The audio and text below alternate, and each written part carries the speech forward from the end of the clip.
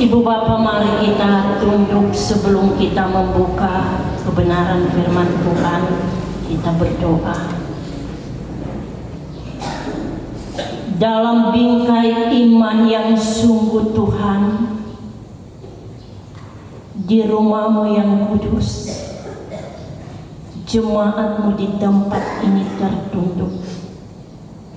Sebab kami percaya Tuhan, jika kami ada sampai detik ini, semua karena anugerah-Mu dan firman-Mu yang terus menguatkan kami. Kami melangkah melewati sepekan minggu yang berlalu. Bapa, di tengah syukur bersama saat ini mengkuduskan hari Tuhan, kembali ada kebenaran firman-Mu. Akan kami baca, kami dengar, dan kami belajar bersama. Pakai hamba-Mu, berkati jemaat Tuhan, agar firman-Mu tidak sekedar kami dengar, tetapi itu mampu kami aktakan menjadi pedoman dan suluh di hidup yang akan kami tapaki. Tuhan, izinkan bagi kami berfirman Tuhan, semua kami siap untuk mendengar. Amin. Ester pada pasal yang ke-7. Kitab Ester pasal 7,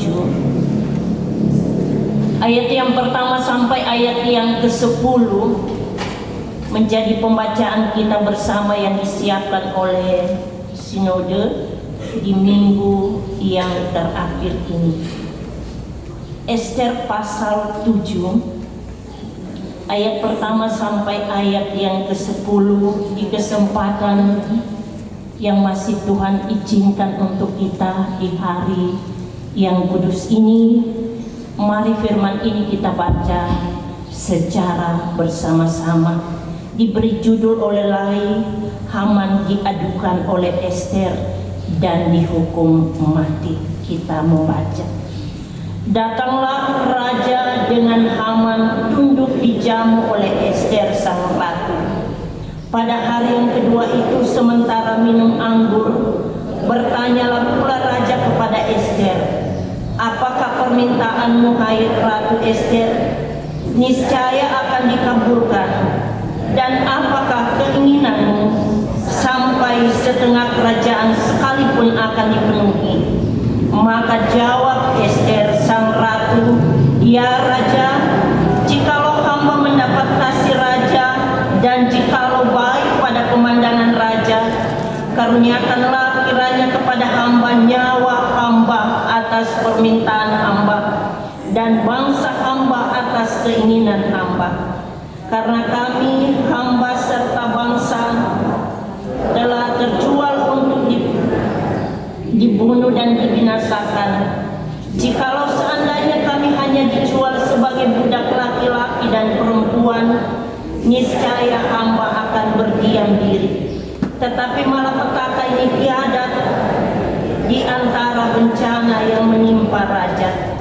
Maka bertanyalah Raja Ahasveros kepada Ester sang ratu, siapakah orang itu dan di manakah dia yang hatinya mengandung niat akan berbuat demikian? Lalu jawab Ester, penganiaya dan musuh itu ialah Haman, orang jahat ini. Maka Haman pun sangatlah ketakutan di hadapan raja dan ratu. Lalu bangkitlah raja dengan panas hatinya daripada minum anggur dan keluar. Akan tetapi Haman masih tinggal untuk memohon nyawanya kepada Ester sang ratu, karena ia melihat bahwa telah putus niat raja untuk mendatangkan celaka kepadanya. Ketika raja kembali dari ke dalam ruangan minum anggur, maka Haman berlutut pada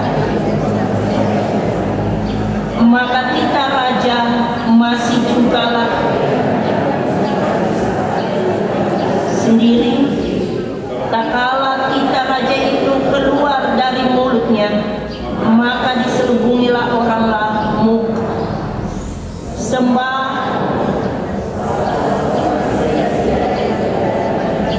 lagi pula tiang yang dibuat Haman untuk Mordekai, orang yang menyelamatkan raja dengan pemerintah, telah berdiri di dekat rumah Haman 50 hasta tingginya.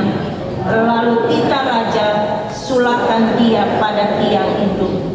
Kemudian Haman disulakan pada tiang yang didirikannya untuk Mordekai, maka surutlah panas hati raja. Demikian kebenaran firman Tuhan. Yang berbahagia ialah mereka yang mendengarkan firman Allah dan memeliharanya. Haleluya.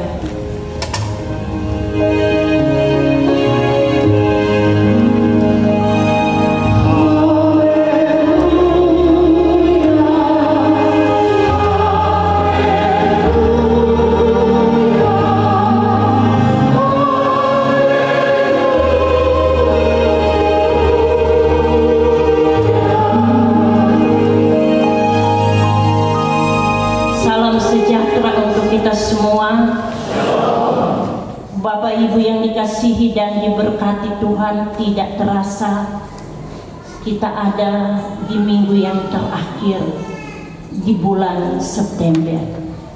Tinggal 2 bulan lagi kita akan menginjak bulan yang ke-12. Dan semua ini mari kita imani, bukan karena kita hebat, bukan karena kita mampu dan kuat, tapi semua karena Tuhan. Amin. Iya, hanya karena Tuhan orang boleh ada. Bapak Ibu sidang jemaat Tuhan, kitab Ester merupakan kisah umat Israel saat mereka ada dalam pembuangan di Babilonia. Pada masa pemerintahan raja kerajaan Persia yang dipimpin oleh seorang raja, yaitu Raja Ahasweros, anak dari Raja Darius, yang membuang Daniel ke lubang singa. Ini bisa kita lihat dalam Daniel pasal 6. Bangsa Israel pada masa itu telah menghadapi ancaman besar dari seorang pejabat istana raja, yaitu Haman. Ia telah merencanakan kejahatan untuk membunuh semua orang Israel yang hidup di Babilonia, termasuk Raja Ahasweros.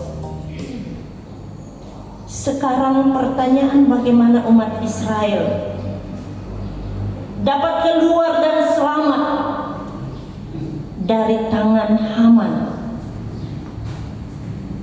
Para teolog mengatakan kitab Ester adalah salah satu kitab yang tergolong kitab unik pada pasal 1 sampai pasal yang ke-10. Mengapa Bapak Ibu? Sebab dalam kitab ini tidak menyebutkan nama Allah atau nama Tuhan, tetapi di sana memunculkan 3 tokoh utama, yakni Mordekai, Ester, dan Ahasweros. Walaupun demikian, kisah tentang 3 tokoh tersebut, mereka meyakini atau mereka ada dalam sebuah pengakuan bahwa Allah berkuasa dan berdaulat atas manusia melalui suatu sistem pemerintahan manusia. Sebab melalui kisah 3 tokoh ini memperlihatkan bahwa kelamnya pembuangan di Babel ternyata tidak menghilangkan kehadiran Tuhan dan peran Allah sebagai Bapa dan Tuhan yang selalu setia ada di kehidupan mereka, yang tidak dapat mengingkari perjanjian abadinya dengan para leluhur bangsa Israel. Walaupun dalam murkanya yang menyala-nyala Allah harus menghukum bangsa Israel karena perbuatan dosa mereka. Iya, Allah itu Maha Pengasih, Allah itu Maha Pengampun, tetapi Allah sangat membenci dosa. Umat Israel harus terbuang. Yang kita tahu mereka adalah umat pilihan. Kalau orang terpilih berarti orang hebat, orang yang selalu penuh dengan kasih sayang. Tetapi Allah tidak pernah kompromi dengan dosa. Murka Allah segera surut karena kasih setia Allah lebih besar daripada kesalahan bangsa Israel. Dengan mengingat kasih Allah, maka tidak heran kitab Ester memperlihatkan secara terselubung bahwa Allah turut bekerja dalam segala sesuatu. Ini yang mau disampaikan dalam pembacaan kita bersama. Siapa Ester? Ada yang nama Ester di sini? Nyanda? Ada. Iya, nanti dalam firman ini tahu apa arti Ester.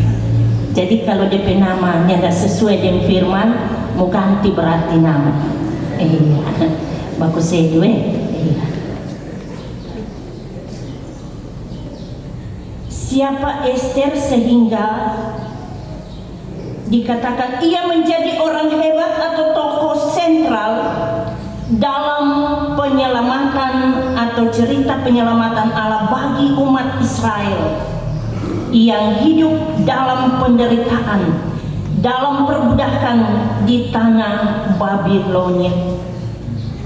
Jika kita lihat dari pribadi Ester, gadis cantik tanpa ayah ibu dari Yahudi yang menggantikan Ratu Wasti yang pada saat itu dianggap tidak tunduk atau menghargai raja dan peraturan kerajaan dalam acara pertunjukan ratu saat itu.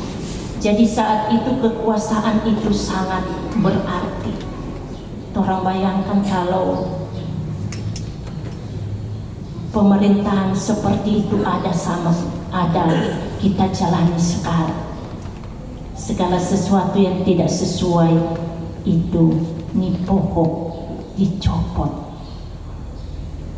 Peristiwa terangkatnya Ester bukan suatu kebetulan Bapak Ibu, karena kemampuan dan kehebatan Mordekai ini DP paman.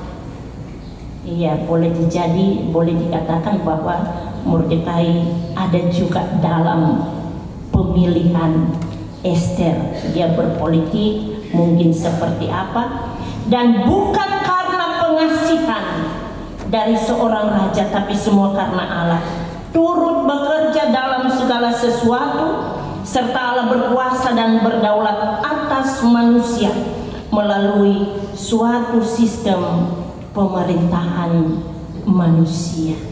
Jadi orang ada karena rancang bangun Tuhan.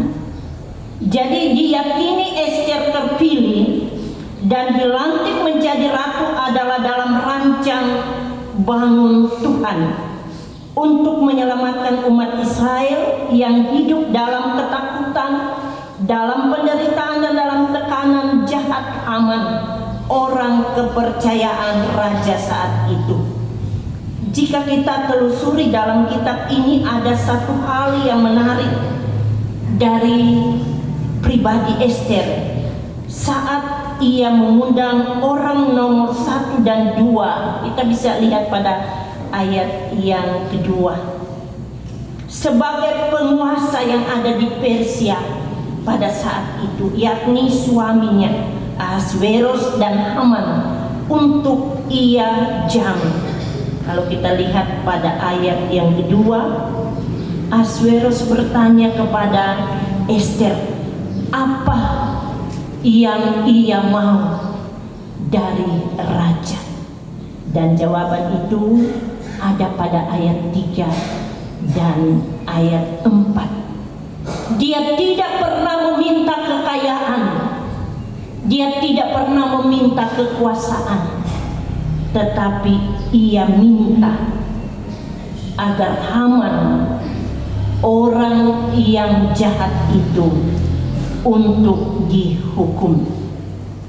Ia inginkan dari raja adalah melenyapkan nyawa Haman, sebab di otak Haman ada kejahatan, yaitu mau membunuh raja dan orang Israel. Haman dengan niatnya yang jahat membunuh orang-orang pada saat itu. Bahkan dia merencanakan itu, dia mempersiapkan tiang untuk menggantungkan Mordekai. Dan apa yang terjadi pada akhirnya, tiang yang ia buat, dia yang tergantung. Siapa yang menabur angin, ia akan menuai badai. Siapa yang merancang dan merencanakan kejahatan pada orang lain, pasti akan menuai hasilnya. Ada istilah yang selalu dikatakan tentang hukum tuai. Siapa menabur, dia menuai. Jadi mari orang tabur yang baik, supaya orang tua yang baik dan boleh menjadi berkat. Tindakan Ester menyelamatkan bangsanya ini sesuai dengan arti namanya. Iya, jadi yang nama Ester dengan DP arti. Ester dalam bahasa Persia artinya bintang dan dewi cinta. Bagus dia nama. Dalam bahasa Ibrani disebut Hadasya. Jadi kalau ada nama Hadasya berarti dia sama Ester dan Hadasya, yang berarti tanaman murad. Secara Alkitabiah, pohon murad dianggap sebagai simbol penyebaran keharuman, kesejukan, dan kebaikan, atau simbol dari kemakmuran, kelimpahan, perdamaian, dan damai sejahtera. Jadi secara utuh dia ada dengan hal-hal yang baik. Arti dari nama Ester, arti ini menjadi lambang dari gereja Tuhan. Iya, mudah-mudahan arti Ester ini ada di jemaat eklesia tahunan. Pertanyaan, siapa gereja Tuhan? Gereja Tuhan adalah pribadi saya dan Bapak Ibu.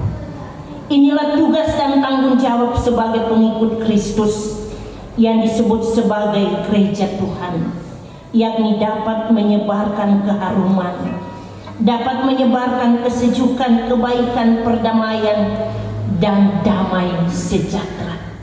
Jika gereja tidak ada lagi tanda-tanda ini, perlu ada sebuah perenungan. Sama dengan orang bertanya, di manakah imanmu? Bapak Ibu sidang jemaat Tuhan, kita tapaki hidup pribadi, keluarga, jemaat, bermasyarakat.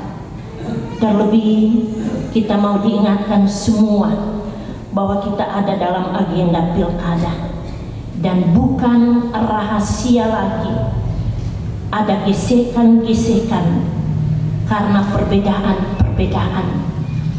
pendapat, perbedaan warna. Iya, terkadang itu pun menghilangkan arti nama Ester.